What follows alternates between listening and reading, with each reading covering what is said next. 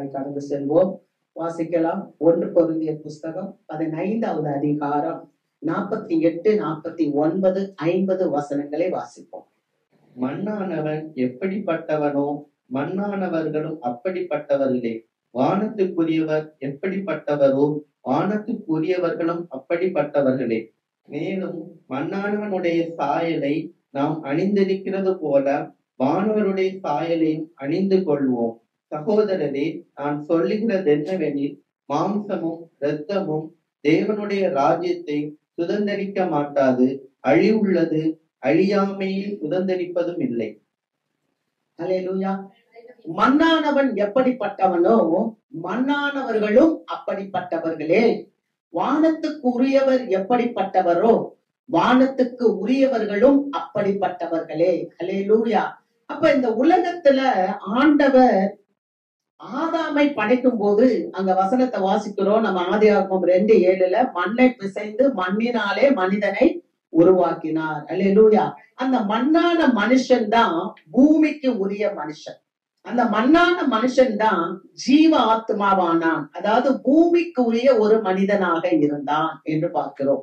இந்த பூமிக்குரிய மனிதனாக இருந்த இந்த ஆதாம் தான் கீழ்ப்படியாமையினாலே ஆண்டவருடைய ஆசீர்வாதத்தை இழந்து போய்விட்டான். அல்லேலூயா. ஆக இழந்து போன ஆசீர்வாதத்தை மீண்டும் கொடுப்பதற்காகத்தான் இந்த உலகத்திலே ஆண்டவராகிய இயேசு கிறிஸ்து இந்த உலகத்திலே வந்தார். ஆமென். ஆகவேதான் பவுலடியார் இந்த கொரிந்தியருக்கு எழுதும் போது மண்ணானவன் எப்படிப்பட்டவன் மண்ணானவன் எப்படிப்பட்டவனோ அவன் எப்படிப்பட்டவன்? மண்ணானவன் கீழ்ப்படியாதவன், கர்த்தருக்கு எதிர்த்து நிற்கிறவன், கர்த்தருடைய தரிசனத்தை கர்த்தருடைய திட்டத்தை அறியாதவன். ஆகவே தான் பவுல் எழுதும்போது சொல்லுகிறான், மண்ணானவன் எப்படிப்பட்டவனோ மண்ணானவர்களும் அப்படிப்பட்டவர்களே. ஆனால் வானத்துக்கு உரியவர் எப்படிப்பட்டவரோ வானத்துக்கு உரியவர்களும் அப்படிப்பட்டவர்களே. அப்ப பவுல் சொல்றார், மேலும் மண்ணானவனுடைய சாயலை நாம் அணிந்திருக்கிறது போல. இப்ப நம்ம எப்படி ஒரு சாயலை அணிந்து இருக்கிறோம்?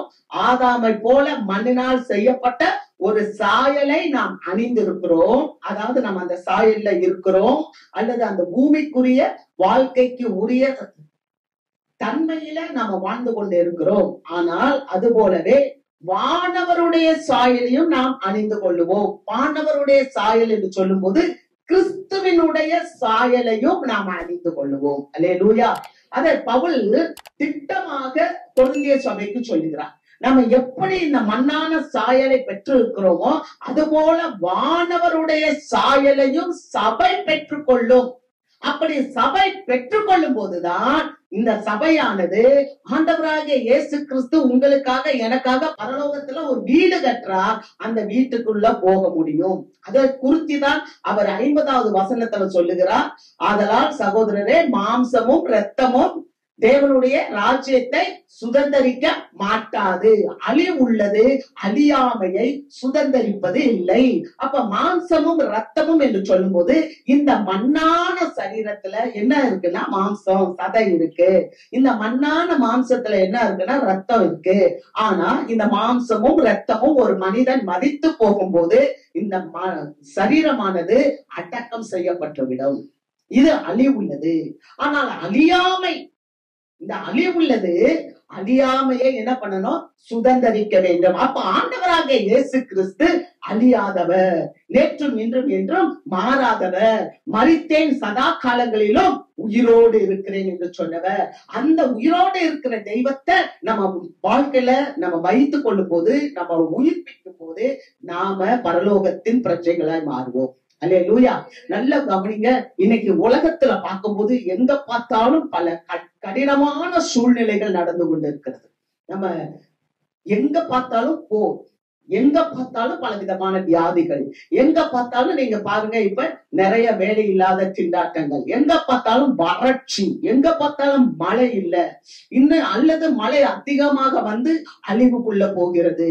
அப்ப போர் அபாயங்கள் இன்னைக்கு நம்மளோட சுத்தி சுத்தி எங்க பார்த்தாலும் போர் அபாயங்கள், இயற்கையின் சீற்றங்கள் எங்க பார்த்தாலும் இப்பதான் புவி அதிர்ச்சிகள், பல மக்கள் வாழ்ந்து கொண்டு அழிந்து கொண்டு இருக்கிறார்கள். ஆக ஒவ்வொரு நொடி பொழுதும் மனுஷன் நடக்கும் போது அது எப்ப வேணாலும் அழிவு வரலாம்.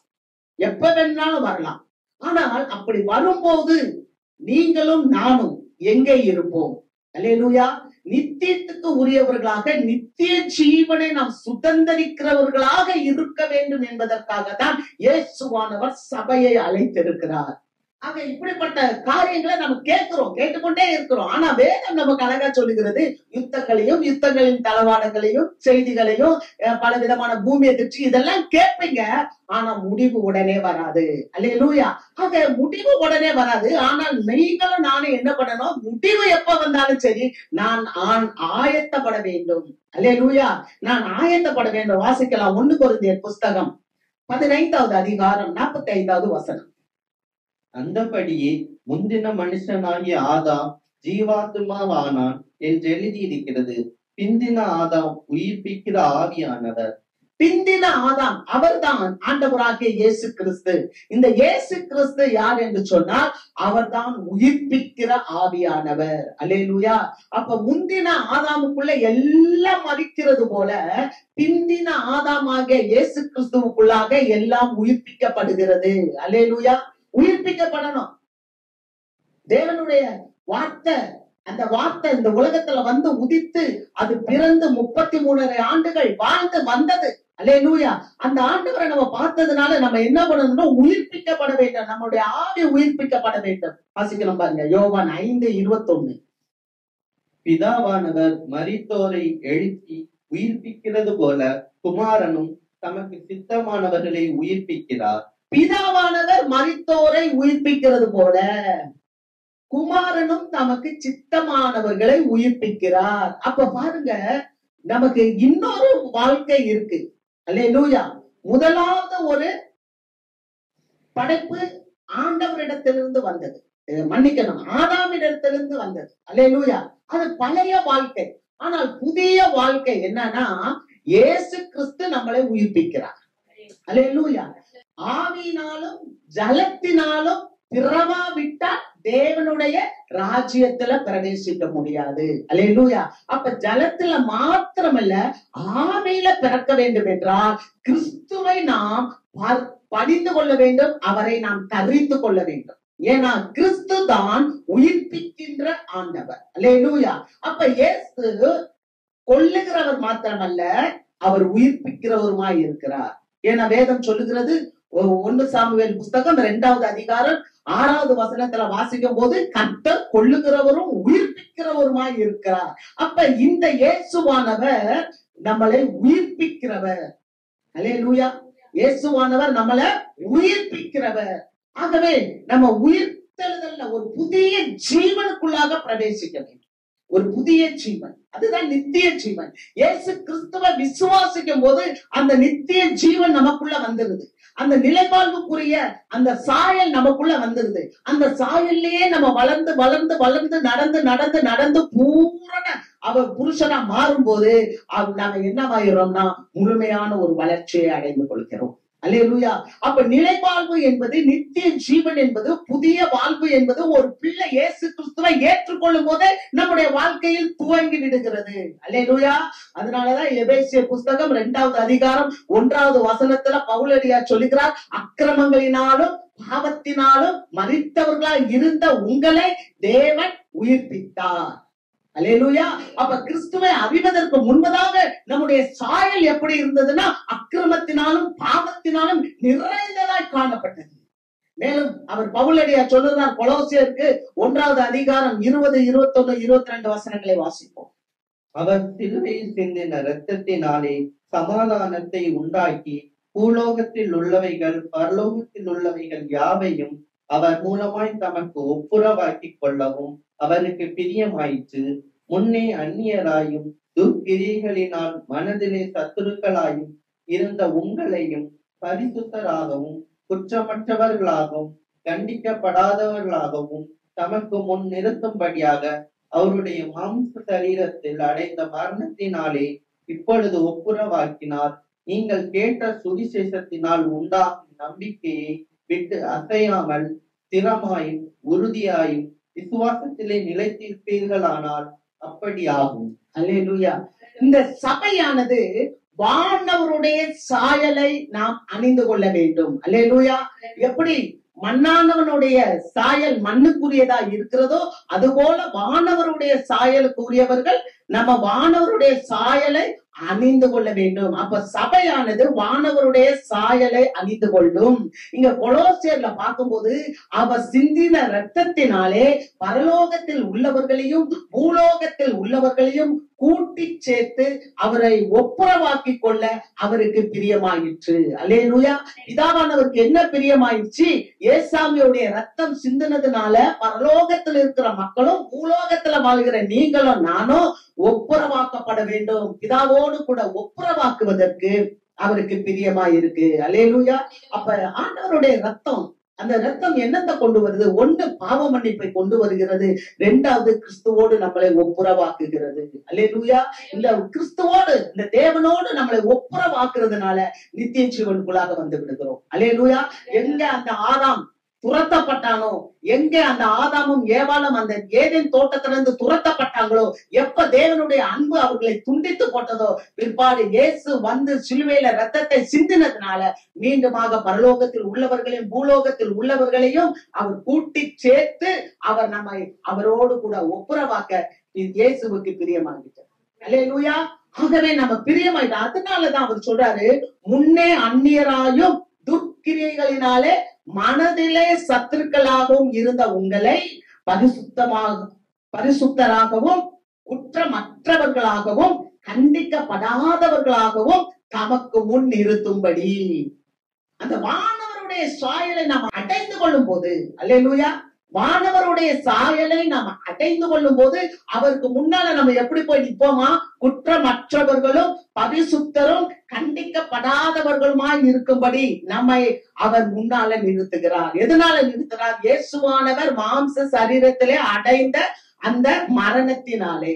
அல்லேலூயா. அடுத்தங்க நம்ம வாசிக்கிறோம், நீங்கள் கேட்ட இந்த சுவிசேஷத்தினாலே உண்டாகும் நம்பிக்கையை விட்டு நீங்கள் அசையாமல், இந்த சுவிசேஷம், இந்த நற்செய்தி என்ன தெரியுமா? தேவன் நம்மை கண்டிக்கப்படாதவர்களாகவும் குற்றமற்றவர்களாகவும் அவருக்கு முன்பாக நிறுத்தும்படியாகவும் நம்மளை தெரிந்து கொண்ட இந்த நல்ல சுவிசேஷத்துல நம்பிக்கை வைத்து அசையாமல் ஸ்திரமாயும் உறுதியாகவும் விசுவாசத்திலே நிலைத்திருக்க வேண்டும். அல்லேலூயா. நம்ம வானவருடைய சாயலை அடைந்து கொள்ளும்படி நம்ம இதுல எப்படி இருக்கணும்னா ஸ்திரமா இருக்கணும். நம்ம அசைவுறக்கூடாது, உறுதியாக இருக்க வேண்டும். கர்த்தருக்கு மகிமை. அல்லேலூயா. வாசிக்கலாம் 2 தீமோத்தேயு 1வது அதிகாரம் 10வது வசனம். நம்முடைய இரட்சகராகிய இயேசு கிறிஸ்து பிரசன்னமானதினாலே அந்த கிருபை இப்பொழுது வெளிப்படுத்தப்பட்டது. இவர் மரணத்தை பரிகரித்து ஜீவனையும் அழியாமையையும் சுவிசேஷத்தினாலே வெளியரங்கமாக்கினார். இந்த இயேசு எதற்கு வந்தார்?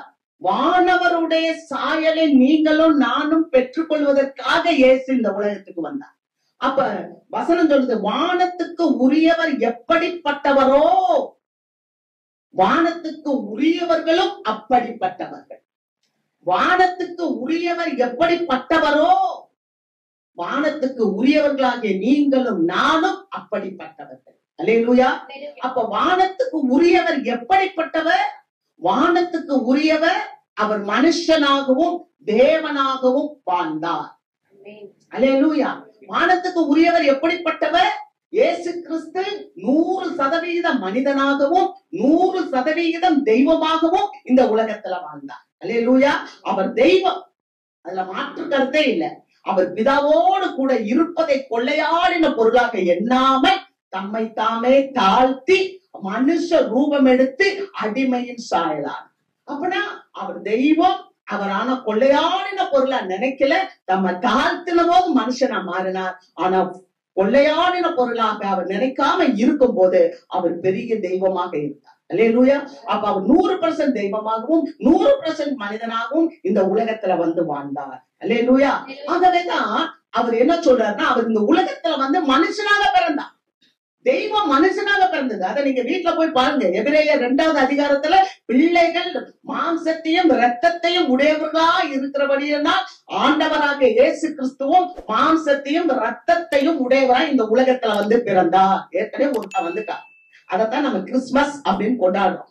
அப்ப அந்த கிறிஸ்துமஸ் நேரத்துல அவர் வந்து பிரசன்னமானதினாலே அவர் மரித்து அவர் என்னத்தை நமக்கு வெளியே விட்டாருன்னா ஜீவனையும் அழியாமையும் நமக்கு கொடுத்தார், மரணத்தை பரிகரித்தார். அதான் நம்ம 2 தீமோத்தேயு 1:10 வாசிக்கிறோம். அவருடைய பிரசன்னத்தினாலே அவர் இந்த உலகத்துல வந்து பிறந்து அவர் மரணத்தை பரிகரித்து மரணத்தை ஏற்றுக்கொண்டு எதை வெளிப்படுத்தினார்? ஜீவனையும் அழியாமையும் சுவிசேஷத்தினாலே வெளிப்படுத்த வெளிச்சத்துக்கு கொண்டு வந்துட்டார் ஜீவனை. அல்லேலூயா, அல்லேலூயா. வெளிச்சம். மரணத்திலே இருந்தோம். இந்த ஜனங்கள் மரணம் மரணம் என்று பயந்து கொண்டு இருந்தாங்க. நீ பயப்பட தேவையில்லை, மரணத்தை நான் பரிகரித்து விட்டேன், ஜீவனையும் அழியாமையும் உனக்கு கொடுத்திருக்கிறேன், நான் கொடுக்கிறது உனக்கு உயிர்ப்பினார். அல்லேலூயா, கர்த்தருக்கு மகிமை. வாசிக்கலாம் பாருங்க, நம்ம யோவான் எழுதின நற்செய்தி நூல் 6வது அதிகாரம் 33-35 வசனம். வானத்தில் இறங்கி உலகத்துக்கு ஜீவனை கொடுக்கிற அப்பமே தேவனாகிய அப்பம் என்றார். 35. இயேசு அவர்களை நோக்கி, ஜீவ அப்பம் நானே, என்னிடத்தில் வருகிறவன் ஒரு காலும் பசி அடையான், என்னிடத்தில் விசுவாசமே இருக்கிறவன் ஒரு காலும் தாகமடையான். ஆண்டவர் மக்களை பார்த்து சொல்கிறார், ஜீவ அப்பம் நானே. அவர் என்ன சொல்றார்? நான் வானத்திலிருந்து இறங்கி உங்களுக்கு நான் என் ஜீவனை கொடுக்கிற அப்பம் தான் ஜீவ அப்பம். அல்லேலூயா. அவருடைய ஜீவனை கொடுக்கும்படி வந்தார். அதனாலதான் அவர் சொல்றார், என்ன சொல்றார்? உனக்கு மரணம் இல்ல, உனக்குள்ள இருக்கிற பாவத்தை நான் எடுத்து போட்டேன், உனக்குள்ள இருக்கிற சாபத்தை நான் எடுத்து போட்டேன். ஏன்னா அவர் மரணத்தை பரிகரித்துட்டார். அல்லேலூயா. அவர் எதற்கு வந்தார்? அவர் வானத்திலிருந்து இறங்கி ஜீவனை கொடுக்கிற அப்பம். ஜீவனை, அவருடைய சரீரத்தை கொடுக்கிறது, அதுதான் அப்பம். ஜீவனை கொடுக்கிற அந்த அப்பமே தேவன் அருளிய அப்பம். அவங்க அப்பா கொடுத்த அப்பம் நமக்கு அந்த அப்பம். அதனாலதான் இயேசு சொல்லுகிறார், இயேசு அவர்களை நோக்கி, ஜீவ அப்பம் நானே, என்னிடத்தில் வருகிறவன் ஒரு காலம் தாகமடையான். அல்லேலூயா. என்னிடத்தில் வருகிறவன் ஒரு காலம் பசி அடையான், என்னிடத்தில் விசுவாசமாய் இருக்கிறவன் ஒரு காலம் தாகமடையான். அல்லேலூயா, அல்லேலூயா, அல்ல அல்லேலூயா. என்னிடத்தில் விசுவாசமாய் இருக்கிறவன் ஒரு காலம் தாகமடையான். என்னிடத்துல வாங்கன்னு சொல்றாரு. அவரிடத்துல நம்ம வாஞ்ச வச்சு வரணும். நம்ம எதை வச்சு வரோம்? ஆண்டவர்கிட்ட. நமக்கு உயிர்ப்பின் ஆவி முக்கியம். நம்ம ஒரே ஆதாமுடைய பிள்ளைகளாகவே இருக்கக்கூடாது, நம்ம கிறிஸ்துவின் பிள்ளைகளாக மாற வேண்டும். சபை கிறிஸ்துவின் பிள்ளையாக மாறுவதற்கு தான் சபை அழைக்கப்பட்டு இருக்கிறது. அல்லேலூயா. நம்ம நினைச்சுக்க கூடாது, நான் வந்து சபைக்குள்ள வந்துட்டதுனால நான் கிறிஸ்துவின் பிள்ளை என்று நம்ம நினைச்சிடக்கூடாது. எஸ்தர அகஸ்வருக்காக கொண்டு வந்தாங்க, எல்லா கன்னி பெண்களையுமே அங்க கொண்டு வந்தாங்க. ஆனா எல்லா கன்னி பெண்களும் அங்க அகஸ்வருக்கு மனைவியாக வரல, எஸ்தர் மட்டும்தான் வந்தாங்க. அல்லேலூயா. அப்ப சபைக்குள்ள வந்துட்டா நான் சபையில வந்து முழுமை அடைந்துட்டேன் நம்ம நினைக்க கூடாது. வானவருடைய சாயலை நாம் அணிந்து கொள்ள வேண்டும். அல்லேலூயா. அந்த வானவருடைய சாயலை அணிந்து கொள்வதற்குத்தான் தேவன் சபையில நம்மை கொண்டு வந்து இருக்கிறார். அல்லேலூயா, அல்லேலூயா. இப்ப பாருங்க, அவர் சொல்கிறார், என்னிடத்துல விசுவாசமா இருக்கிறவனுக்கு தாகம் இல்லை. அப்ப நம்ம எதுல வரணும்? ஆண்டவர் மேல தாகத்தோட வரணும். அல்லேலூயா. ஆண்டவரிடத்துல வாஞ்சையோட வரணும். நம்ம எதுக்கு வந்திருக்கோம் தெரியாது, ஆனா வேதம் சொல்லுது, அவன் என்னிடத்தில் வாஞ்சையா இருக்கிறபடியால் அவனை நான் விடுவிப்பேன், அவன் என் நாமத்தை அறிந்திருக்கிறபடியால் அவனை நான் உயர்ந்த அடைக்கலத்துல வைப்பேன், தாகம் உள்ளவன் மேல் தண்ணீரை ஊற்றுவேன். எதன் மேல தாகம்? கிறிஸ்துவின் மேல் தாகம் இருக்க வேண்டும். கிறிஸ்து என் பரிகாரி, கிறிஸ்து எனக்கு புதுவாழ்வு கொடுக்கிறவர், கிறிஸ்து எனக்கு நித்திய ஜீவனை கொடுக்கிறவர். அல்லேலூயா. கிறிஸ்து எனக்கு நித்திய ஜீவனை கொடுக்கிறவர். அவர் மேல தாகமா, அவர் மேல பசியா இருக்கும் போது ஆண்டவர் சொல்லுகிறார், நீங்கள் பசி அடைவதில்லை, நீங்கள் தாகம் அடைவதில்லை. உங்களுடைய தாகத்தையும் உங்களுடைய பசியையும் கர்த்தர் போக்குவார். அது எப்படி போக்குவார்? வாசிக்கலாம். ஏசாயாவின் புஸ்தகம் 55வது அதிகாரம் 1வது வசனம். ஓ தாகமாய் இருக்கிறவர்களே, நீங்கள் எல்லாரும் தண்ணீர்கள் அண்டைக்கு வாருங்கள். பணம் இல்லாதவர்களே, நீங்கள் வந்து வாங்கி சாப்பிடுங்கள். நீங்கள் வந்து பணமும் இன்றி விலையும் இன்றி திராட்சரசமும் பால் கொள்ளுங்கள். தாகமாய் இருக்கிறவர்களே என்னிடத்தில் வாருங்கள். ஆண்டவர் ஒரு விருந்து வைக்கிறார். பாலும் தேனும் கொண்ட ஒரு நல்ல விருந்து சாலைக்கு ஆண்டவர் மக்களை அழைக்கிறார். அந்த மக்கள் எப்படிப்பட்ட மக்களாய் இருக்கிறார்கள்? பணமில்லாதவர்களாய் இருக்கிறார்கள், எளிமையானவர்களாய் இருக்கிறார்கள். ஆனாலும் நீ தாகமாய் இருந்தால் இயேசுவோடு கூட அமர்ந்து விருந்து உண்ணலாம். ஆண்டவரோட உட்கார்ந்து விருந்து உண்ணுவதற்கு ஒரே ஒரு குவாலிபிகேஷன் தான் தேவை. என்ன குவாலிபிகேஷன், என்ன தகுதி என்று சொன்னா, நாம் அவரிடத்தில் அன்பாய் இருக்க வேண்டும், தாகமாய் இருக்க வேண்டும். அல்லேலூயா. ஓ தாகமாய் இருக்கிறவர்களே, நீங்கள் எல்லாரும் என்னிடத்தில் வாருங்கள், பணமும் இன்றி விலையும் இன்றி பாலும் தேனும் கொள்ளுங்கள் என்று சொல்லுகிறார். அல்லேலூயா. அவருடைய பேர் இரக்கத்தை பார்க்கிறோம், அவருடைய இரக்கத்தை பார்க்கிறோம். இரக்கம் என்ன? ஒன்னே ஒண்ணு நம்மளிடத்துல எதிர்பார்க்கிறார். அவரிடத்திலே நாம் தாகம் கொள்ளும் போது, அவரிடத்திலே நாம் வாஞ்சையா இருக்கும் போது, அவரிடத்திலே நாம் அன்பா இருக்கும் போது ஆண்டவர் நமக்கு அற்புதங்களை செய்கிறார். அதனாலதான் ஆண்டவருடைய சமூகத்துல வரும்போது அது இது என்று இல்ல, ஆண்டவரை நீரே எனக்கு வேண்டும். அல்லேலூயா, அல்லேலூயா. அதைத்தான் ஆண்டவர். ஆண்டவருடைய பேர் இரக்கத்தை நாம் நாட வேண்டும். வாசிக்கிறோம் நம்ம உபாகமம் புஸ்தகம் 4வது அதிகாரம் 31வது வசனம். உன் தேவனாகிய கர்த்தர் இரக்கமுள்ள தேவனாய் இருக்கிறபடியால் அவர் உன்னை கைவிடவும் மாட்டார், உன்னை அழிக்கவும் மாட்டார். உன் பிதாக்களுக்கு தாம் ஆணையிட்டு கொடுத்த உடன்படிக்கையை மறக்கவும் மாட்டார்.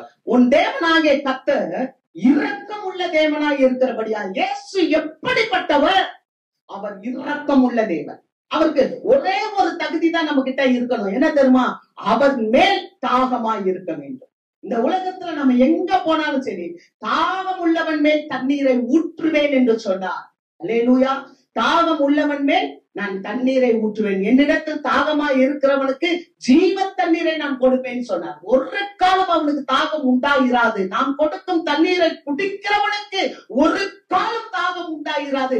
ஏன்னா நான் கொடுக்கும் தண்ணீர் அது அவனுக்குள்ளாய் நித்திய காலமாய் ஊறுகிற ஜீவ நீரூற்று என்று சொன்னார். அல்லேலூயா.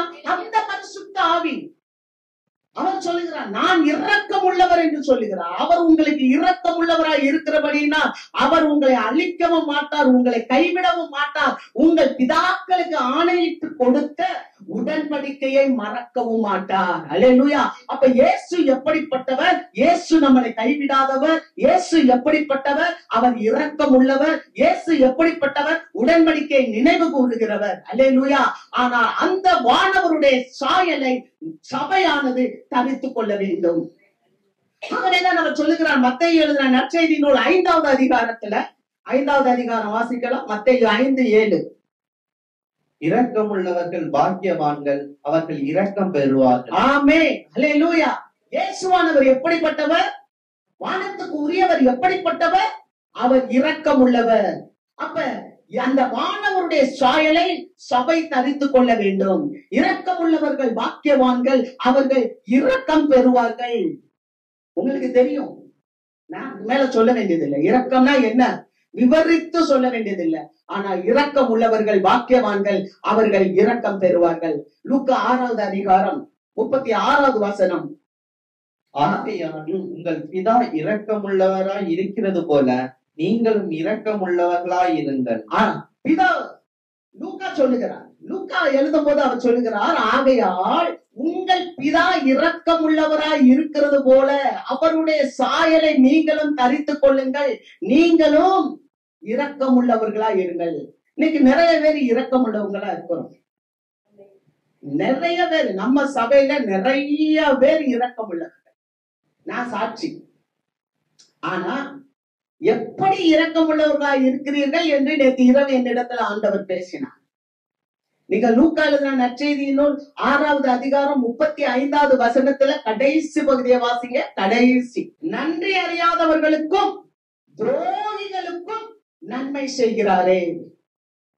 அல்லேலூயா. இரக்கம் செய்கிறோம். ஆனா இரக்கம் நாம் யாருக்கு செய்கிறோம்? ஆனா வானவர் எப்படிப்பட்டவர்? நன்றி அறிதல் இல்லாதவர்களுக்கும் துரோகிகளுக்கும் இரக்கம் செய்கிறார். அல்லேலூயா. எவ்வளவு பெரிய ஆழ்ந்த வார்த்தை பாருங்க. நம்முடைய தேவன் எப்படிப்பட்டவர்? அவர் நல்லோர் மேலும் தீயோர் மேலும் சூரியனை பிரகாசிக்கப்படுகிறவர்.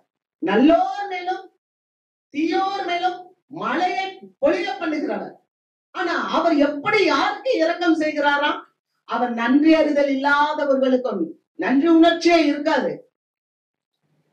துரோகிகள் உங்களை காட்டி கொடுப்பாங்க, அவர்களுக்கு அவர் இரக்கம் செய்கிறார்.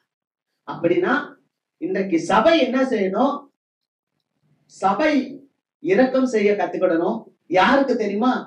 தேவையில இருக்கவங்களுக்கு மட்டுமில்ல, உங்களுக்கு எதிர்த்து நிக்கிறவங்களுக்கு, உங்களுக்கு எதிர்த்து நிக்கிறவங்களுக்கு, உங்களுக்கு விரோதம் செய்கிறவங்களுக்கு, உங்களுக்கு துரோகம் செய்கிறவர்களுக்கு, உங்களுக்கு அநியாயம் செய்கிறவர்களுக்கு நாம என்ன செய்யணும்னா இரக்கம் செய்யணும். அல்லேலூயா, அல்லேலூயா. அதுதான் சீஷர் எழுதுறார். ஆண்டவரோடு இருந்த சீஷர் பேதுரு எழுதுகிறார். 1 பேதுருல வாசிக்கிறோம். 1 பேதுரு 3வது அதிகாரம் 8வது வசனம். மேலும் நீங்கள் எல்லாரும் ஒருமனப்பட்டவர்களும் இரக்கம் உள்ளவர்களும் சகோதர சிநேகம் உள்ளவர்களும் மன உருக்கம் உள்ளவர்களும் இணக்கம் உள்ளவர்களுமாய் இருந்து. பாத்தீங்களா? பேதுரு கடைசியா அவர் எழுதும் போது அவர் எப்படி எழுதுறாருன்னா, பார்த்துக்கிட்டே இருந்தாரு. இயேசு கிறிஸ்துவ பார்த்துக்கிட்டே இருந்தாரு. கடைசி வரைக்கும் பார்த்தனால என்னென்னமோ சொன்னார். உண்மை நான் சாக விட மாட்டேன், நான் மரித்தாலும் நான் மரிப்பேன் அப்படிலாம் சொன்னவர், மறுதளித்தவர். ஆனால் இயேசுவினுடைய அந்த சாயலை தவித்து கொண்ட பிறகு அவர் எழுதுகிற வார்த்தை, நீங்கள் எல்லாரும் ஒருமனப்பட்டவர்களும் இரக்கம் உள்ளவர்களும் சகோதர சிநேகம் உள்ளவர்களும் மன உருக்கம் உள்ளவர்களும் இணக்கம் உள்ளவர்களுமாய் இருங்கள். அல்லேலூயா, அல்லேலூயா. சபையானது எப்படி இருக்க வேண்டும்? சபை மன உருக்கத்துல இருக்கணும், சபை இணக்கத்துல இருக்கணும். அல்லேலூயா. ஒன்றிணைந்து இணக்கத்துல இருக்கணும், சகோதர சிநேகம் உள்ளவர்களாக இருக்கணும். கர்த்தருக்கு மகிமை. இங்க இருக்கிற நம்மளை எல்லாம் ஆண்டவர் சகோதரர்களாக சகோதரிகளாக கொண்டு வந்திருக்கிறார். ஏன்னா ஆண்டவர் நமக்கு மூத்த சகோதரனாய் இருக்கிறார். இயேசு கிறிஸ்து உங்களுக்கும் எனக்கும் மூத்த சகோதரனாய் இருக்கிறார். வாசிங்க, ரோமர் 8:29 இருக்கு பாருங்க. தம்முடைய குமாரன் அநேக சகோதரருக்குள்ளே முதற் பேரானவராய் இருக்கும் பொருட்டு தேவன் எவர்களை முன்னறிந்தாரோ அவர்களை தமது குமாரனுடைய சாயலுக்கு ஒப்பாய் இருப்பதற்கு முன்குறித்திருக்கிறார். தம்முடைய குமாரன் அநேக சகோதரர்களுக்கு முதற் பேரானவராய் இருக்கும் பொருட்டு. அல்லேலூயா. அப்ப இயேசு கிறிஸ்து உங்களுக்கும் எனக்கும் அண்ணன், மூத்த சகோதரன். அல்லேலூயா. இயேசு எப்படிப்பட்டவர்? வானத்துக்கு உரியவர். எப்படிப்பட்டவர்? என்னுடைய சகோதரர். அல்லேலூயா. என்னுடைய அண்ணன், என்னுடைய அண்ணன் இயேசு கிறிஸ்து. அப்ப அவர் என்னுடைய அண்ணனா இருக்கிறதுனால சபையில நமக்கு என்ன வேணும்னா சகோதர சிநேகம் இருக்க வேண்டும். அல்லேலூயா, அல்லேலூயா. ஒவ்வொருவரும் நம்ம ஒவ்வொருத்தரை சிநேகிக்க வேண்டும். நாட் ஒன்லி இந்த சர்ச், சர்ச்சில் மட்டும் இல்ல, சர்ச்சுக்கு வெளியில இருக்கிறவங்களையும் நம்ம அண்ணனாக சிநேகிக்க வேண்டும், சிநேகம் பாராட்ட வேண்டும், சகோதரர்களாக எண்ண வேண்டும். அல்லேலூயா. அதனாலதான் அவர் சொல்றார், நன்றி அறிதல் இல்லாதவர்களுக்கும் துரோகிகளுக்கும் அவர் இரக்கம் செய்கிறார். அல்லேலூயா. அப்ப சபை இதை வளர்த்து கொள்ள வேண்டும். அதனாலதான் ஆண்டவர் சொல்றான், நான் சீக்கிரமா வரப்போறேன்பா, பரிசுத்தம் உள்ளவன் இன்னும் கொஞ்சம் பரிசுத்தமா, அநியாயம் செய்யறவன் இன்னும் அநியாயம் செய்யட்டும், அவங்களுடைய கிரியைக்கு தக்க பலன் என்னோடு கூட இருக்கிறது. அல்லேலூயா. கர்த்தருக்கு மகிமையாக. கிறிஸ்து எப்படிப்பட்டவர் அப்படின்னா, வானத்துக்கு உரியவர் எப்படிப்பட்டவரோ வானத்துக்கு உரியவர்களும் அப்படிப்பட்டவர்கள். நிறைய காரியத்தை சொல்ல முடியும், ஆனா நிறைய சொல்ல டைம் இருக்காது. அதனாலதான் இரக்கத்தை மட்டுமே சொல்லி அடுத்த காரியத்துக்குள்ளாக நான் கடந்து போகிறேன். ஆண்டவர் இரக்கம் உடையவர், பேர் இரக்கம் அவர்கிட்ட இருக்கு. அதுக்கு நமக்கு ஒரே ஒரு குவாலிஃபைடு என்ன வேணும்னா, நாம அவர் மேல கொண்ட ஒரு அன்பு இருந்தா போதும். அவர் மேல நாம வச்சிருக்கிற அந்த தாகத்துல தேவன் நமக்கு என்ன சொல்றாருன்னா, பாலும் தேனும் உனக்கு நான் கொடுப்பேன். அல்லேலூயா. 2வது பாருங்க, வாசிக்கலாம். லூக்கா எழுதின நற்செய்தி நூல் 19வது அதிகாரம் 3வது வசனம். இயேசு எப்படிப்பட்டவரோ என்று அவரை பார்க்க வகை தேடினான். அவன் குள்ளனானபடியால் ஜனக்கூட்டத்தில் அவரை காணக்கூடாமல். இயேசு எப்படிப்பட்டவரோ என்று அவரை பார்க்க வகை தேடினான். அவன் குள்ளனாய் இருந்தபடியினால் ஜனக்கூட்டத்தில் அவரை காண முடியாமல். சகேயு என்கிறதான ஒரு மனிதன். பாருங்க, கர்த்தர் நம்மோடு பேசுகிறார். சில நேரத்துல நீங்க நினைக்கலாம், சகேயு கதை எனக்கு தெரியும், எதுக்கு இன்னைக்கு ஆண்டவர் பேசணும்? ஆனா பிலிப்பியர் 3:1 சொல்லுகிறது, சகோதரரே நான் எழுதுனதையே உங்களுக்கு திரும்ப எழுதுறேன், அதனால கஷ்டம் இல்ல, எனக்கு வருத்தம் இல்ல, ஏன்னா அது உங்களுக்கு நலமாயிருக்கும். அல்லேலூயா. பவுல் எழுதுறார் பிலிப்பியருக்கு, நான் எழுதுனதே திரும்ப திரும்ப எழுதுறேன், ஆனா அதனால எனக்கு வருத்தம் இல்லப்பா, அது உங்களுக்கு நலமாய் இருக்கும். திரும்ப திரும்ப ஒரு காரியத்தை நம்ம கேட்டுக்கொண்டே இருக்கிறோம் என்றால் தேவன் ஒரு நன்மையை அதற்குள் வைத்திருக்கிறார். இங்க பார்க்கிறோம், ஒரு பெரிய யோர்தானுக்கு அக்கறையில இயேசுவானவர் அப்படியே நடந்து வருகிறார் எரிகோ பக்கத்துல. அப்படி வரும்போது ஒரு ஆயக்காரனுடைய தலைவன் என்று சொல்லப்பட்டிருக்கு. வரி வசூலிக்கிறவனுடைய கும்பலுக்கெல்லாம் தலைவனா இருக்கிறவன் பேர் தான் சகேயு. அவன் ரொம்ப குள்ளனா இருக்கிறான். ஆனால் இயேசு வருகிறார் என்று கேள்விப்பட்டு அவர் எப்படிப்பட்டவரோ, இயேசு எப்படிப்பட்டவரோ என்று அவன் இயேசுவை பார்க்க வகை தேடினான். ஏன்னா இந்த இயேசுவை குறித்து அவன் கேள்விப்பட்டிருப்பான். இயேசு ஏன்னா ஆயக்காரர்களுக்கும் பாவிகளுக்கும் சிநேகிதர். மத்தேயு 11வது அதிகாரம் நீங்க வீட்டுல போய் வாசித்து பாருங்க. மத்தேயு 11:19 இருக்கு. ஆண்டவராகிய இயேசு கிறிஸ்து பாவிகளுக்கும் ஆயக்காரர்களுக்கும் சிநேகிதராக இருக்கிறார். அப்ப இவரு எல்லாரும் இந்த சகேயுவை வெறுக்கிறாங்க. இவன் ஆண்டவர் கூட இவனை மன்னிக்க மாட்டாரு, இவனுக்கு என்னைக்குமே ரட்சிப்பு கிடையாது அப்படின்னு சொல்லி அந்த உலகத்து மக்கள் எல்லாம் சகேயு மேல அவ்வளவு கோபம் கொண்டு இருக்கிறாங்க. ஆனா இவன் எப்படி இருக்கிறான்னா, இயேசுவை கேள்விப்பட்டிருக்கான். இயேசு வருகிறான் பார்த்த உடனே இவர் எப்படிப்பட்டவர் நம்ம பார்க்கணும்னு அவர் என்ன பண்றான், குள்ளனா இருந்தனால ஒரு மரத்து மேல ஏறிட்டான். ஏறி நின்று பார்க்கும்போது இயேசு அந்த பக்கம் வர்றார். வரும்போது நல்லா கவனிங்க, எவ்வளவு கிரௌடு இயேசுக்கு பின்னால இருக்கு. ஆனா இயேசுவானவர் நேரா அந்த மரத்து கிட்ட நின்னு அண்ணாந்து பார்த்து, சகேயுவே இறங்கி வா, இன்றைக்கு நான் உன் வீட்டிலே தங்க வேண்டும். அல்லேலூயா, அல்லேலூயா. அவர் சொன்னாரு, சகேயுவே சீக்கிரமா இறங்கி வா, சீக்கிரமா, இனி காலம் செல்லாது. அல்லேலூயா. இயேசுவானவர் சீக்கிரமாய் வரப்போகிறார். ஆமென்.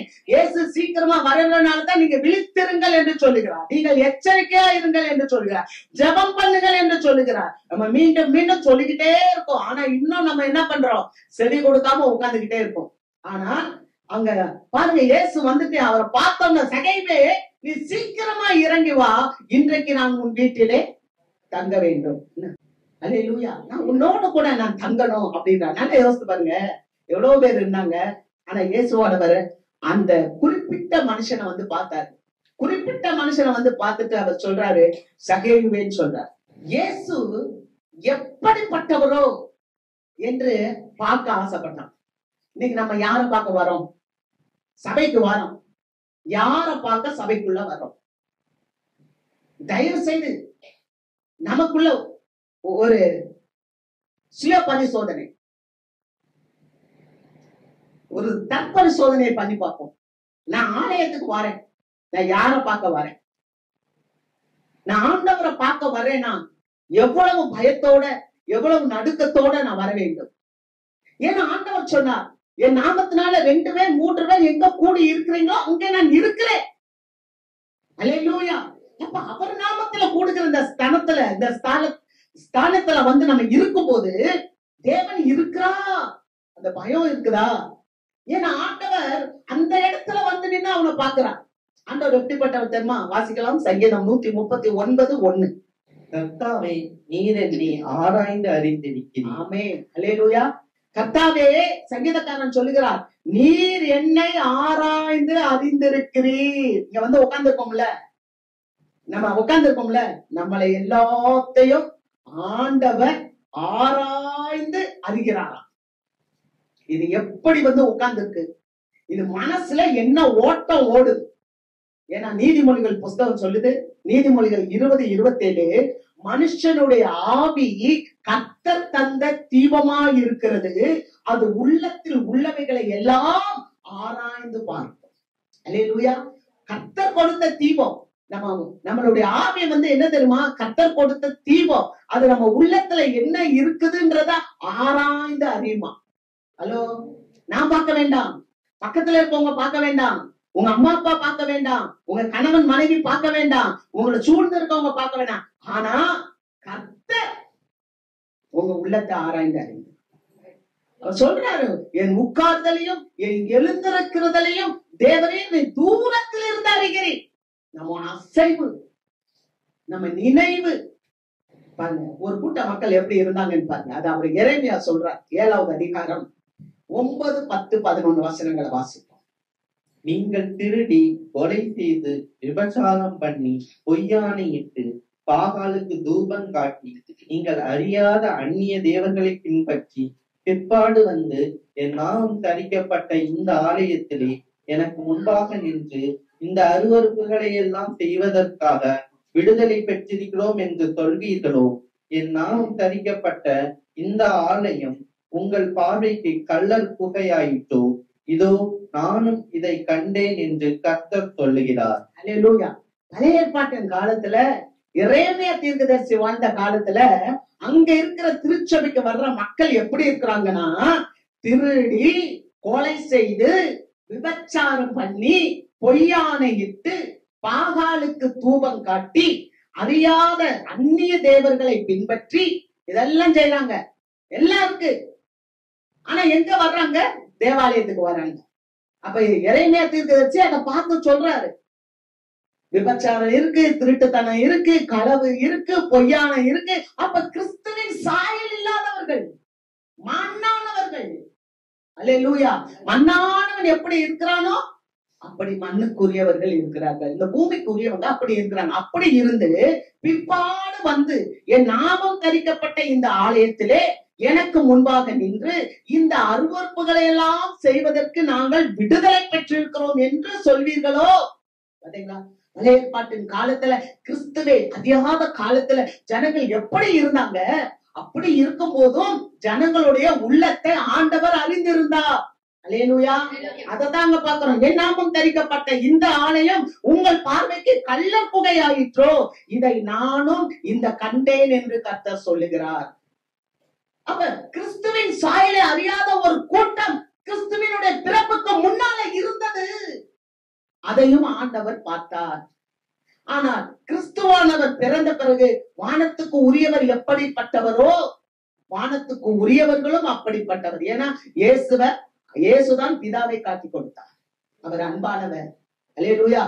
இயேசு பிதாவை காட்டி கொடுத்தார். அதனாலதான் அவர் அன்பானவர். ஆகவேதான் பரிசுத்த ஆவியானவர் சொல்றாரு பாருங்க, ரோமர் 8வது அதிகாரம் 27வது வசனம். ரோமர் 8:27. ஆவியானவர் தேவனுடைய சித்தத்தின்படியே பரிசுத்தவான்களுக்காக வேண்டுதல் செய்கிறபடியால் இருதயங்களை ஆராய்ந்து பார்க்கிறவர் ஆவியின் சிந்தை இன்னதென்று அறிவார். பாத்தீங்களா? ஆவியானவர் தாமே வாக்கு கடங்காத பெருமூச்சுகளோடு உங்களுக்காக எனக்காக வேண்டுதல் செய்கிறார். அப்படி வேண்டுதல் செய்கிற ஆவியானவர் நாம பரிசுத்தவான்களுக்காக வேண்டுதல் செய்கிறபடியால் இருதயத்தை ஆராய்ந்து பார்க்கிறவர். நம்முடைய இருதயங்களை ஆராய்ந்து பார்க்கிறவர் ஆவியின் சிந்தை இன்னதென்று அறிவார். நம்முடைய சிந்தையை தேவனுக்கு தெரியும். நான் அடிக்கடி சொல்வேன், நம்மளுடைய எண்ணங்களை அவர் பார்க்கிறவர், நம்முடைய சிந்தைகளை பார்க்கிறவர். ஆமென். நான் அடிக்கடி சொல்றேன், எந்த ஒரு காரியத்தை நம்ம எதிர்பார்க்கவே கூடாது யார்கிட்ட. ஏன்னா இயேசுவானவர் நன்மை செய்கிறவரால் சுற்றி தெரிந்தார். ஏதாவது எதிர்பார்த்தாரா? நம்மளும் சிந்தையை பார்க்கிறோம். அல்லேலூயா. நம்ம வாழ்க்கையில எதையாவது எதிர்பார்க்கும் போதுதான் நமக்கு கஷ்டம் வருது. எதையாவது நம்ம எதிர்பார்க்கும் போது நமக்கு குடும்பத்துல கஷ்டம் வரும். ஆனா நம்ம எதிர்பார்க்காம நம்ம செயல்படும் போது ஆண்டவன் நம்மளுடைய சிந்தையை எப்பா என் சிந்தையை நீங்க பாக்குறீங்கப்பா, நான் இதை செய்யணும், நான் செய்வேன். அல்லேலூயா. ஏன்னா அதுக்குதான் நீங்க படைத்திருக்கீங்க, நான் செய்வேன். நான் போய் சுவிசேஷம் சொல்லுவேன், நான் போய் பக்கத்து வீட்டுக்காரர்களுக்கு இயேசுவை சொல்லுவேன், நான் என்னால முடிஞ்ச அளவுக்கு இந்த உதவியை நான் செய்வேன். ஆமென். அல்லேலூயா. இப்படி நம்ம செய்யும் போது நம்ம உள்ளத்தை அவர் பாக்குறான். இந்த உலகமே சகைவை வெறுத்துச்சு, ஆனா இயேசுவானவர் சகையினுடைய உள்ளத்தை பார்த்தார். இயேசுவானவர் வந்து நீ சீக்கிரமா இறங்கி வா, நான் உன் வீட்டுல தங்கணும். அல்லேலூயா. நம்ம வாழ்க்கையில நமக்கு ஆசீர்வாதம் வேணும்னு சொன்னா முதல்ல நம்ம என்ன பண்ணணும்னா இறங்கி வரணும். ஆமென். இந்த சகை உடனே இறங்கி வந்த ஏன் தெரியுமா? இத்தனை பேர் இருக்கிறாங்க, ஆனா இவர் வந்து என் பேர் சொல்லி அழைக்கிறாரு, என்னை பேர் சொல்லி அழைக்கிறாரு. அல்லேலூயா. அப்ப தேவன் ஒவ்வொருத்தரையும் பேர் சொல்லி அழைக்கிறார். ஆமென். நம்ம வாசிக்கிறோம் யாத்திராகமம் 31வது அதிகாரம், யாத்திராகமம் 33:17. அப்பொழுது கர்த்தர் மோசேயை நோக்கி, நீ சொன்ன இந்த வார்த்தையின்படியே செய்வேன். என் கண்களில் உனக்கு கிருபை கிடைத்தது. உன்னை பேர் சொல்லி அழைத்து அறிந்திருக்கிறேன் என்றார். நான் உன்னை பேர் சொல்லி அழைத்து அறிந்திருக்கிறேன். அல்லேலூயா. அந்த முள் செடியில இருக்கும்போது மோசே மோசே என்று தேவன் அழைத்தார். அவருக்கு தெரியுமா மோசே பேர் மோசே என்று தெரியுமா? ஆனால் தேவன் அறிந்திருக்கிறார். உங்கள் பெயர்களை கூட தேவன் அறிந்திருக்கிறார். நம்முடைய பேரை தேவன் அறிந்திருக்கிறார். அல்லேலூயா. வாசிக்கிறோம் ஏசாயா 43:1. இப்போதும் யாக்கோபே, உன்னை சிருஷ்டித்தவரும் இஸ்ரவேலே, உன்னை உருவாக்கினவரும் ஆகிய கர்த்தர் சொல்லுகிறதாவது, பயப்படாதே, உன்னை மீட்டுக் கொண்டேன், உன்னை பேர் சொல்லி அழைத்தேன், நீ என்னுடையவன். அல்லேலூயா. யாக்கோபிட்ட சொல்றார், இப்போதும் யாக்கோபே நீ பயப்படாத, உன்னை உண்டாக்கினவர், நம்மளை ஆண்டவர் உண்டாக்கினார். எப்படி உண்டாக்கினார்? மண்ணினால உண்டாக்கினார். ஆதாமின் பிள்ளையாக உண்டாக்கினார். ஆனா இப்ப நம்மளை எப்படி உருவாக்கி இருக்கிறார்? இயேசுவின் பிள்ளையாக உருவாக்கி இருக்கிறார். அல்லேலூயா. உன்னை உண்டாக்கினவரும் உன்னை உருவாக்குறவருமான கர்த்தர் சொல்லுகிறதாவது, நீ பயப்படாதே, உன்னை நான் மீட்டுக் கொண்டேன், உன்னை நான் பேர் சொல்லி அழைத்தேன். எவ்வளவு எவ்வளவு பிரசியஸ் நம்ம இல்ல? நம்ம எவ்வளவு பிரசியஸ் இல்ல? எவ்வளவு விலையேறப்பட்டவங்க, நம்ம எவ்வளவு ஆசீர்வதிக்கப்பட்டவங்க. கர்த்தர் நம்ம பேரை சொல்லி அழைச்சிருக்கிறார். நம்மளை ஒவ்வொருத்தரையும் பேர் சொல்லி அழைத்துதான் இந்த இடத்துல கொண்டு வந்து உட்கார்ந்து இருக்கிறார். அங்க சகைவேன்னு சொன்ன உடனே அவனுக்கு அப்படியே ஷாக் ஆயிடுச்சு. என் பேரை சொல்லி கூப்பிடுறாரு. உடனே அவன் அப்படியே இறங்கி வரான். காரணம் என்ன தெரியுமா? ஆண்டவர் காணாமல் போனதை தேடி இந்த உலகத்துக்கு வந்தார்.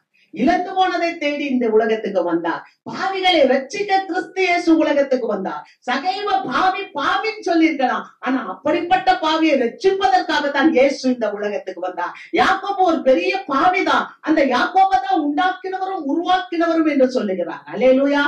யாக்கோபை இஸ்ரவேலாக மாற்றின தேவன். ஆமென். ஆக வானவருடைய சாயலை தவிர்ப்பித்துக் கொள்ளும்படிதான் ஆண்டவராகிய இயேசு கிறிஸ்து இந்த சபையை உருவாக்கி இருக்கிறார். அல்லேலூயா. அதை நம்ம மறந்துடவே கூடாது. பாருங்க, அங்க வந்து நீ இறங்கி வா, இன்றைக்கு நான் உன் வீட்டுல தங்கணும் அப்படின்னும் போது அவன் உடனடியாக இறங்கி வந்தான். அங்க வசனத்தை பார்க்கணும். உடனே அவன் இறங்கி வந்தான். இன்னைக்கு நம்ம ஆண்டவருடைய வார்த்தையை கேட்கணும். இறங்கி வர்றோமா? ஒரு பிடிவாதத்திலே நிக்கிறோம், ஒரு காரியத்திலே நம்ம நிக்கிறோம். நான் இதைத்தான் செய்வேன், எனக்கு இதுதான் அப்படின்னு நம்ம ஸ்டபனா நிற்போம். சில நேரத்துல நீங்க எரேமியால படிச்சு பாத்தீங்கன்னா அந்த ஸ்டபனை வந்துதான் ஒட்டைப்பா. உன்னுடைய நெற்றி வெண்கலம் போல இருக்குன்னு சொல்வார். இஸ்ரவேல் ஜனங்களுடைய நெற்றி எப்படி இருக்குமா? வெண்கலத்தை போல இருக்குது. ஒட்டைக்கிறார் ஆண்டவர். சில நேரத்துல ஆண்டவருக்கு முன்னால நம்ம ஸ்டபனா நின்றா அது அவருக்கு பிடிக்காது. நம்ம இறங்கி வர வேண்டும். நம்ம மத்தேயு லூக்கா புஸ்தகத்துல பார்க்கிறோம், 10வது அதிகாரம், லூக்கா 10:39. அவனுக்கு மரியாள் என்னப்பட்ட ஒரு சகோதரி இருந்தால், அவள் இயேசுவின் பாதத்தருகே உட்கார்ந்து அவருடைய வசனத்தை கேட்டுக் கொண்டிருந்தாள். பாத்தீங்களா? மரியா என்று சொல்லப்பட்ட ஒரு சகோதரி இருந்தா மாத்தாளுக்கு. அவள் இயேசுவின் பாதத்தருகே உட்கார்ந்து இயேசுவினுடைய வசனத்தை கேட்டுக் கொண்டு இருந்தார். ஆண்டவருடைய வார்த்தையை நம்ம கேட்கணும்னா நம்ம ஆண்டவருடைய பாதத்துக்கு வர வேண்டும். அல்லேலூயா. நம்ம இறங்கி வர வேண்டும். நம்ம இறங்கி வந்தாதான் ஆண்டவர் பேசுறது நமக்கு கேட்கும். நம்ம தூர இடத்துல நின்றுகிட்டு இருந்தா நம்ம ஆண்டவருடைய சாயலை அறிந்து கொள்ள முடியாது. அல்லேலூயா. ஆண்டவருடைய சாயலை நாம் சுதந்திரிக்க முடியாது. இறங்கி வான்னு சொன்னாரு. எப்படி மரியா அந்த இயேசுவினுடைய பாதத்தருகே உட்கார்ந்து வசனத்தை கேட்டுக்கொண்டிருந்தார். வசனம் சொல்லுகிறது, மரியாள் தன்னை விட்டு எடுபடாத நல்ல பங்கை தெரிந்து கொண்டார். ஆமென். இங்க இந்த சகையு நல்ல பங்கை தெரிந்து கொண்டார். வேதம் சொல்லுகிறது 6:64, யோவான்ல ஆவியை உயிர்ப்பிக்கிறது, மாம்சமானது ஒன்றுக்கும் உதவாது, அவருடைய வார்த்தைகள் ஆவியாயும் ஜீவனாயும் இருக்கிறது. கூப்பிட்டாரே, சகையே இறங்கி வா. காது கேட்டுச்சா? காது கேட்டுச்சா? எத்தனை தடவை ஆண்டவர் நமக்கு சபையில பேசுறாரு, நமக்கு காது கேக்குதா? வேதம் சொல்லுகிறது, பிரசங்கி புஸ்தகம் 5வது அதிகாரம் 1வது வசனத்தை வாசிப்போம். பிரசங்கி 5:1. நீ தேவாலயத்துக்கு போகும்போது உன் நடையை காத்துக்கொள். நீ தேவ ஆலயத்துக்கு போகும்போது உன் நடையை காத்துக்கொள். மூடர் பலியிடுவது போல பலியிடுவதை பார்க்கிலும், மூடர் பலியிடுவது போல நீ பலியிடுகிறதை பார்க்கிலும் செவி கொடுக்க சேர்வதே நலம். செவி கொடுக்க சேர்வதே நலம். காது கொடுத்து கேளுப்பா, நீ செவி கொடுக்க சேர்வதே நலம். தாங்கள் செய்கிறது தீமை என்று அறியாதிருக்கிறார். தாங்கள் செய்வது தீமை என்று அறியாது இருக்கிறார்கள். நீ வந்து அப்படியே ஒரு மூடர் பலியிடுறது போல ஸ்தோத்திர பலி சொல்றதோ அல்லது ஆண்டவருடைய வார்த்தையே கேட்கறது இல்ல.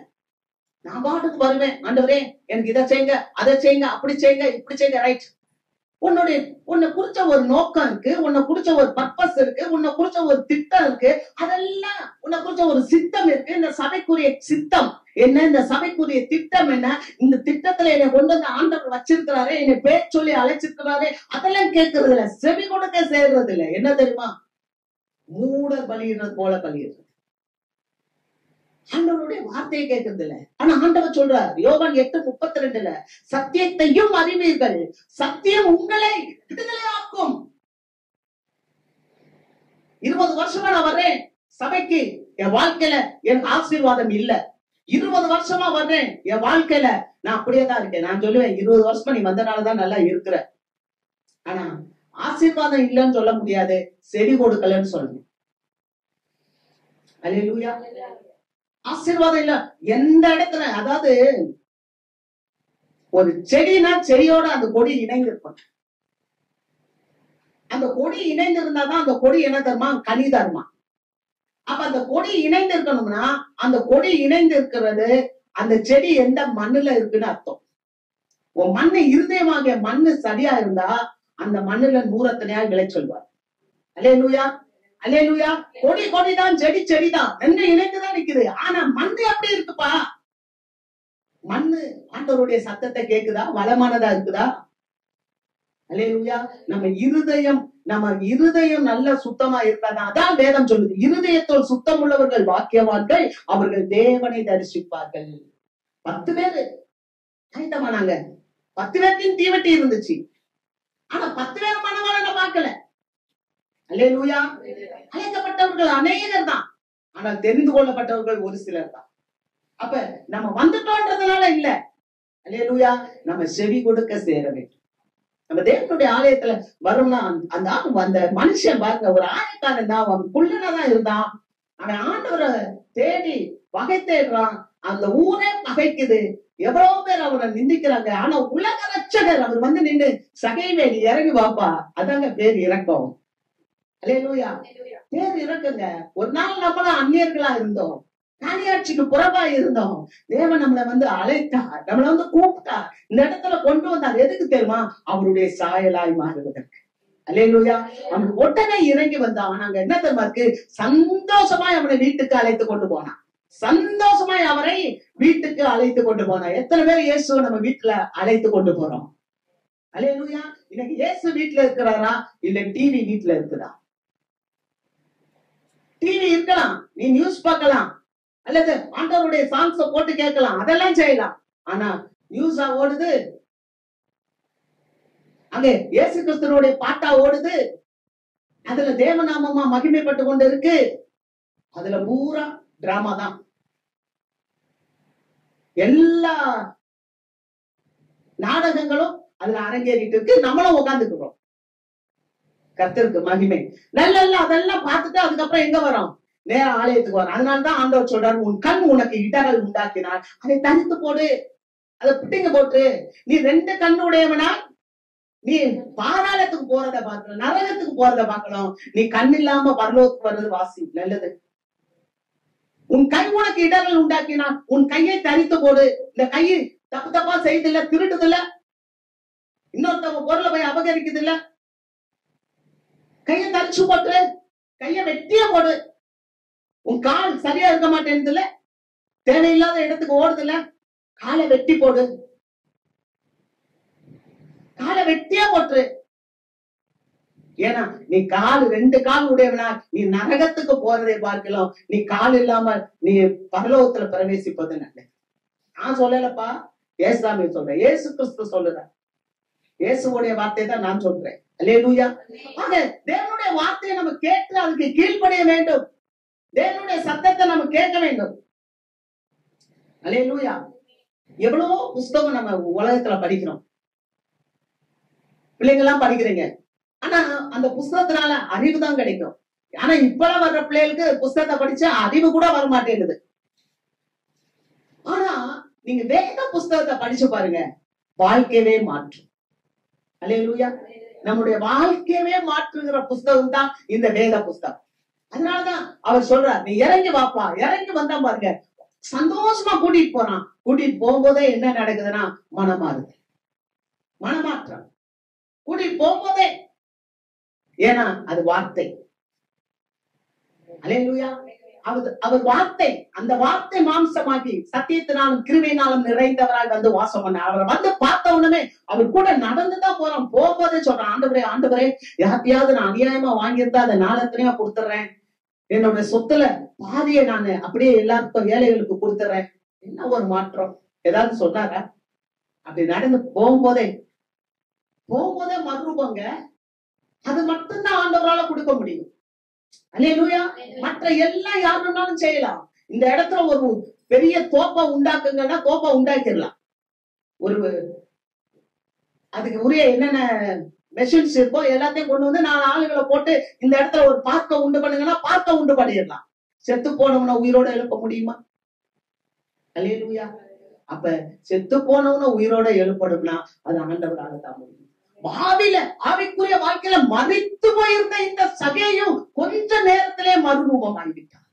அல்லேலூயா. வசனம் சொல்கிறது, ரோமர்கள் நிருபம் 12வது அதிகாரம் 2வது வசனத்தை வாசிப்போம். நீங்கள் இந்த பிரபஞ்சத்திற்கு ஒத்த வேஷம் தெரியாமல் தேவனுடைய நன்மையும் பிரியமும் பரிபூர்ணமுமான சித்தம் இன்னதென்று பகுத்தறியத்தக்கதாக உங்கள் மனம் புதிதாகிறதினாலே மறுரூபமாகுங்கள். நீங்க உங்க மனம் என்ன ஆகணுமா? புதிதாக வேண்டும். ஆமென். அல்லேலூயா. அல்லேலூயா. மனம் புதிதாகிறதுனாலே மறுரூபமாகுங்கள். பாருங்க, ஒரு நிமிஷத்துல இயேசுவோட கொஞ்ச தூரம் நடந்து போனவன அவன் மனசு அப்படியே மறுரூபம் ஆயிடுச்சு. ஒரு நித்திய ஜீவனுக்குள்ள அவன் வந்து சேர்ந்துட்டான். அவன் நிலைவாழ்வுக்கு போறதுக்கு தகுதி அடைந்து விட்டான். அல்லேலூயா. அல்லேலூயா. தகுதி எங்க தொடங்குது? பூலோகத்திலேயே தொடங்குது. அல்லேலூயா. அது அப்படியே உங்களை நடத்தி பூரணத்துக்குள்ள கொண்டு போய். அல்லேலூயா. அப்ப கொஞ்ச நேரத்துல நடந்த உடனே மனம் திரும்பினா, எல்லாத்தையும் நான் கொடுத்து விடுகிறேன். இன்னொருத்தன் வந்தான் பாருங்க, அவன் எதையுமே இழக்க தயாரா இல்ல. ஆனா இந்த சகையும் என்ன நினைச்சாரு, நான் எல்லாத்தையும் இழந்தாலும் பரவாயில்ல, இந்த உலக ரட்சகரை நான் தக்க வச்சு கொள்ள வேண்டும். அல்லேலூயா. இப்படி இருக்கும் உலகமே பரிகாசமா பார்க்கும் போது, இந்த உலக ரட்சகர் என்கிட்ட வந்து, சகையுவே நீ இறங்கி வா, நான் உன் வீட்டுல தங்கணும் போது அந்த ஊர்ல இருக்க ஜனங்கெல்லாம் சொல்லுது, பாவியாகிய மனுஷன் இவன் கூட போறாரே. ஊர் சொல்லுது, ஆனா அவரை தானே நேசிக்க இந்த உலகத்துல வந்தாரு. அல்லேலூயா. அல்லேலூயா. அவன் உடனே அந்த மனுஷன் எல்லாவற்றையும் இழக்க தயாராயிட்டான், எல்லாத்தையும் கொடுக்க ஆரம்பிச்சிட்டான். ஆனா இன்னொருத்தன் இருக்கிறான், சன்மார்க்கன், பரிசேயன். அவனை குறிச்சு நம்ம 18வது அதிகாரத்துல வாசிக்கிறோம். அவனை வாசிக்கும் போது அவன் வந்து சொல்றான், ஜீவனம் வச்சிருக்கான், ஜீவனத்துக்கு உரிய எல்லா பொருளையும் வச்சிருக்கான், இந்த ஜீவனத்துக்கு உரிய எல்லா பணமும் ஆஸ்தியும் சொந்த எல்லாம் வச்சிருக்கான். செல்வந்தன், மிகப்பெரிய செல்வந்தன். இயேசு கிட்ட வந்தான், நித்திய ஜீவனை பெற என்ன செய்யணும்? அல்லேலூயா. அல்லேலூயா. அவன் இந்த ஜீவனத்துக்கு உரிய எல்லா பணம் சொத்து காசு எல்லாம் வச்சிருக்கான். ஆனா நித்திய ஜீவனுக்கு உரியது அவன்கிட்ட இல்ல. ஆகவே இயேசுவின் இடத்துல வந்தான், நித்திய ஜீவனுக்கு உரியதுக்கு, நித்திய ஜீவனை பெற நான் என்ன செய்யணும் அப்படின்னும் போது ஆண்டவர் சொன்னார், உன்கிட்ட இருக்கிற எல்லாத்தையும் போய் வித்து தரித்திரருக்கு கொடுத்துட்டு என்கிட்ட வாங்கும் போது அவனுக்கு இயேசுவை விசுவாசிக்க மனசு வரல. அல்லேலூயா. இயேசுவை விசுவாசிக்க மனசு வரல. செல்வத்தை மாற்றி செல்வம் இருக்கிற இடத்துல என்ன வைன்றார். தேங்க்யூ. அல்லேலூயா.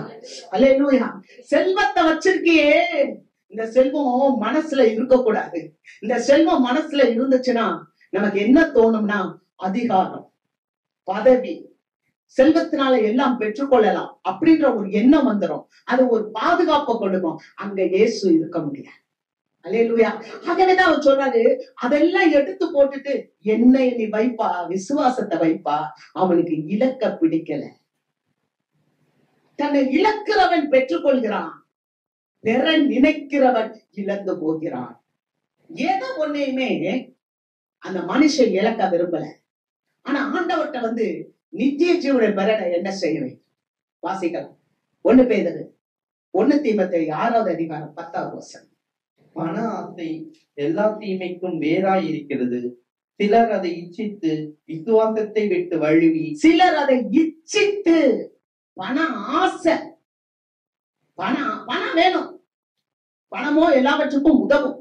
ஆனா பண ஆசை இருக்கு பாத்தீங்களா, பணத்தினாலதான் நான் எல்லாம் சாதிப்பேன்னு நினைக்கிறோம் பாத்தீங்களா, அது தப்பு.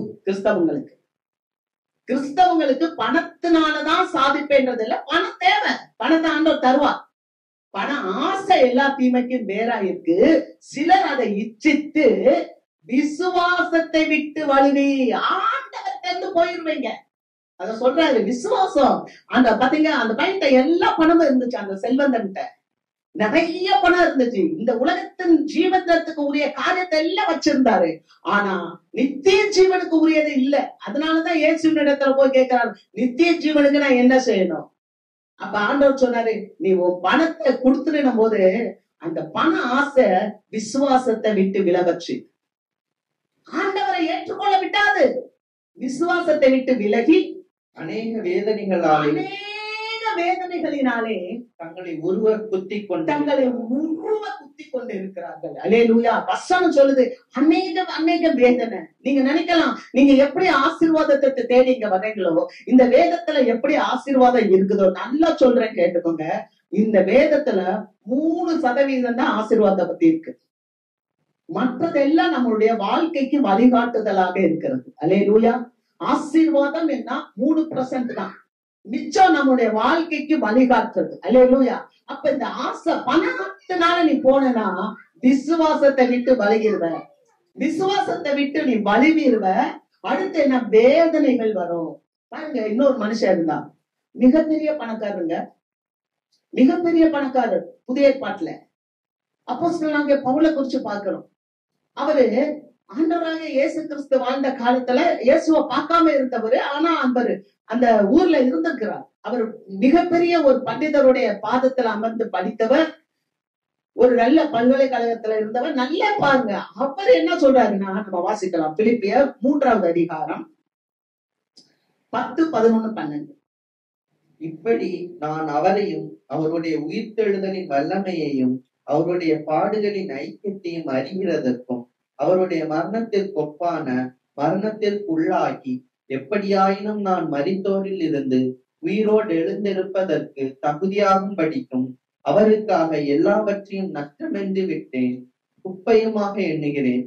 நான் அடைந்தாயிற்று அல்லது முற்றும் தேறினவனானேன் என்று எண்ணாமல் கிறிஸ்து இயேசுவினால் நான் எதற்காக பிடிக்கப்பட்டேனோ அதை நான் பிடித்துக் கொள்ளும்படி ஆசையாய் தொடர்கிறேன். அல்லேலூயா.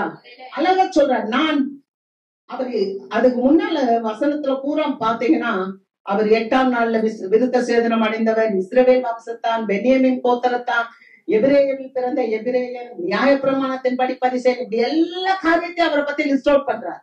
நல்ல வசதியானவர். அந்த நாட்களிலே பல கோடிகளுக்கு அவர் அதிபதி. ஆனா அவர் சொல்றாரு, என்ன சொல்றாருன்னா, அவரையும் அவருடைய உயிர்த்தெழுதலின் வல்லமையையும் அவருடைய பாடுகளின் ஐக்கியத்தையும் அறிகிறதற்கு அவருடைய மரணத்துக்கு ஒப்பான மரணத்துக்குள் ஆகி எப்படியாகிலும் மரித்தோரிலிருந்து உயிர்த்தெழும்பது, உயிரோட எழுந்திருப்பதற்கு தகுதியாகும்படி, மரித்தோரிலிருந்து உயிரோட எழும்ப நான் தகுதியாகும்படி. அல்லேலூயா.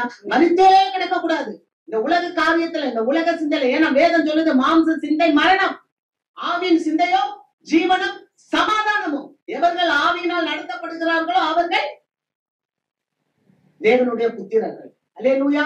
அப்ப இந்த ஆவிக்குள்ள நம்ம வரணும். ஆண்டவருடைய சித்தத்துக்குள்ள நம்மளை ஒப்பு கொடுக்கும் போது அங்க சொல்றாரு, அவருக்காக எல்லாவற்றையும் நஷ்டம் என்று, குப்பை என்று விட்டேன். நஷ்டம்பா.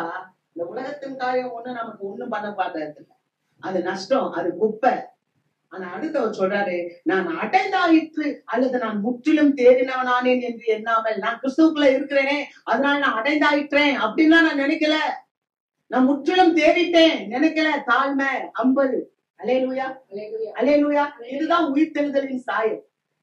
கிறிஸ்துவானவர் எப்படி பெரிய தேவகுமாரனா இருந்து தாழ்மையா இருந்தாரு, அது மாதிரி சாயம். அவர் சொன்ன அடைந்தாயிற்று, முற்றிலும் தேறினவனானேன் என்று சொல்லாமல், கிறிஸ்து இயேசுவினால் நான் எதற்காக பிடிக்கப்பட்டேனோ அதை நான் தொடர்ந்து பிடித்துக் கொள்ளும்படி ஆசையாய் தொடருகிறேன்.